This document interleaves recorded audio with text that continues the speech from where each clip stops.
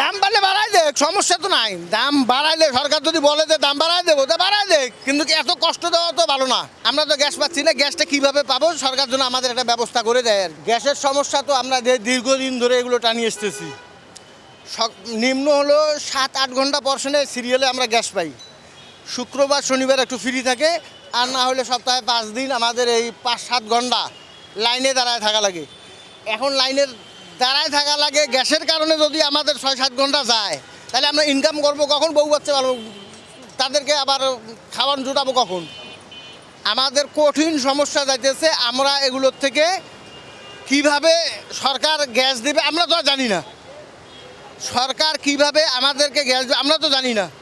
এখন আমাদের গ্যাসটা যেন সহজ হয়, আগে যেরকম ছিল পাম্পে ঢুকায় গ্যাস নিয়েছি, এখনও যেন আমাদেরকে পাম্পে ঢুকায় আমরা গ্যাস নিতে পারি তাড়াতাড়ি। এই এতটুকু আমাদের বলার। আর কি বলবো, আর তো বলার কিছুই নেই। কয়টি পাম্প ঘুরে এই পাম্পে আসলেন? আমি 2 পাম্প ঘুরে আসছি এখানে। দুই পাম্পে গিয়ে কি দেখলেন? সিরিয়াল, লম্বা সিরিয়াল। আর এখানে প্রেশার কম আছে বিধায় সিরিয়াল কম। এখানে গ্যাস ঢুকবো 50 টাকা 60 টাকার, এর উপরে ঢুকবো না।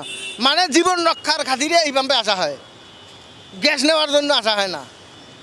গ্যাস নিতে গেলে 7-8 ঘন্টা চলে যাবে। এই হলো আমাদের অবস্থা।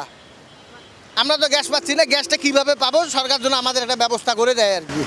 কি মনে হয় দাম বাড়লে পাবেন কিনা গ্যাস? হ্যাঁ, দাম বাড়লে গ্যাসের সমস্যার সমাধান হবে কি? দাম বাড়লে বাড়াই দেখ, সমস্যা তো নাই। দাম বাড়াইলে সরকার যদি বলে যে দাম বাড়াই দেবো, তা বাড়াই দেখ, কিন্তু কি এত কষ্ট দেওয়া তো ভালো না। এই যে দুর্ভোগ, সাধারণ জনগণের যে দুর্ভোগ, এটা তো ঠিক না। আর এত কষ্ট, আমাদের এত কষ্ট দেওয়াটা তাদেরও ভালো না। আমাদের যদি দাম বাড়াবার সমস্যা নেই, দাম বাড়াই দেখ, দাম বাড়াই দিয়ে আমাদের গ্যাসটা যেন সহজ করে দেওয়া হয়, এতটুকু।